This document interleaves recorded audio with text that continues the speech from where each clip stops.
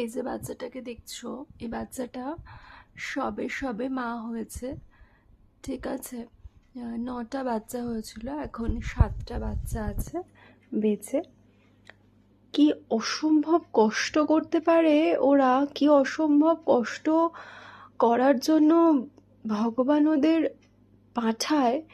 মানে সত্যি, মানে আহ, মানে আমি আহ, যখন শুনলাম ও একটা চৌবাচ্চার মধ্যে বাচ্চা দেয়, কারণ ওদের তো বাড়ির সামনে, বাড়ির পাশে, বাড়ির কাছে কেউই সহ্য করতে পারে না। মানে এই ঠান্ডার মধ্যে ভেবে দেখো তো, উম, মানে কি অসম্ভব কষ্ট, তার মধ্যে ওই অবস্থায় ওকে লাথি মারছে, ঝাঁটা মারছে, তার মধ্যে বাচ্চাগুলোকে দেখছে, তার মধ্যে এখন বাচ্চাগুলো একটু বড় হয়েছে, ও কখনো কখনো এখানে শোয়, ওখানে শোয়। আজ দেখলাম এখানে এসে ঘুমিয়েছে, তাই আমি বললাম আমার কাছে শুয়ে যেতে, কারণ আজকে আমার লাকি উনি বাইরে বেরিয়ে গেছেন, কোথায় গেছেন তাকে খুঁজে পাওয়া যাচ্ছে না, বারবার করে ডাকছি, আসছে না।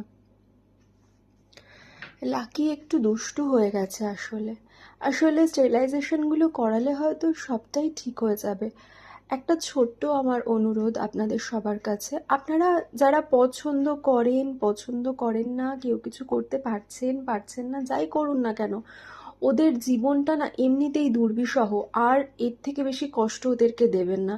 সবার কাছে হাত জোর করে আমার একটাই অনুরোধ, আর সম্ভব হলে যদি একজনেরও পারেন স্টেরিলাইজেশনটা প্রপার ওয়েতে করান, যাতে ওরা সুস্থভাবে বাঁচতে পারে, ওদেরও কোনো সমস্যা না হয়, আমাদেরও কোনো সমস্যা না হয়। এই যে বাচ্চাগুলো হয়, কতটা যে কষ্ট এই ঠান্ডার মধ্যে বাইরে রয়েছে ওরা, যতই কম্বল দেওয়া হোক, যতই বস্তা পেতে দেওয়া হোক না কেন, মানে কি কষ্ট, মানে ঘরে হিটার চালাতে হচ্ছে, তাহলে বাইরে ওরা কতটা সাফার করছে। যাই হোক, খুবই কষ্টের, সহ্যের অতিরিক্ত পুরোটাই।